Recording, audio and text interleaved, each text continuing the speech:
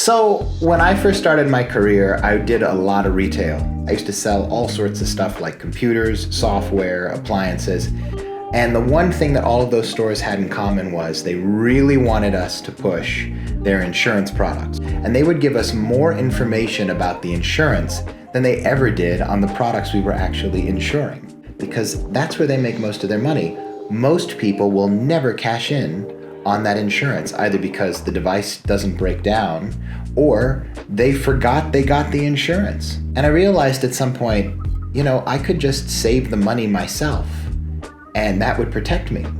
And all these years later, after doing that, I have my Sony headphones that I have loved and used for years, but if you can see, they're kind of breaking down. They've been on all sorts of adventures with me, but now the battery is really starting to die. And I think these are like 8 years old, something like that. And I went out and I replaced it with these $250 Bose headphones with buttons, and so far they're fantastic. That kind of self-insurance has saved me a lot, so I'm going to show you how to do it. It's pretty straightforward. First, you'll open some kind of savings account, usually one that does not have a minimum balance, one that earns interest, and one that's easy for you to transfer money to. Maybe it's at the same bank that you have your checking account, maybe it's with a different bank, but it's easy to transfer over.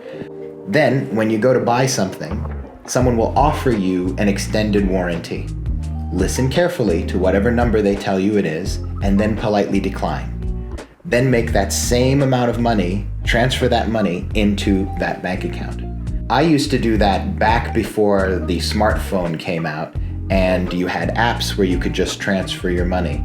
I would listen to what they said and I would decline and write the number down on the back of the receipt and then keep the receipt in my wallet.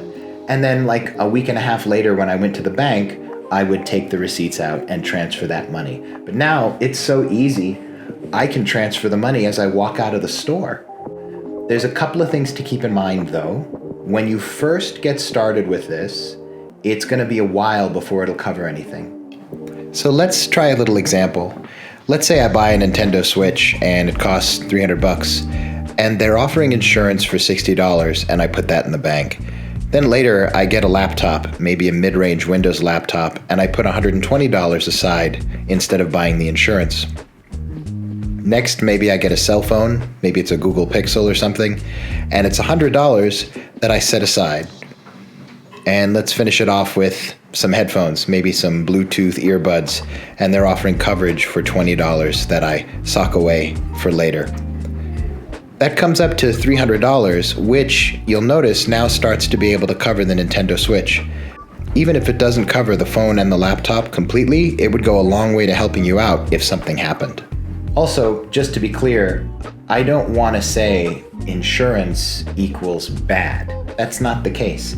If you're talking about health insurance, car insurance, homeowners insurance, you have a couple of key differences. When I have a health problem, it could be very expensive and there's no way for me to know in advance how much it will cost.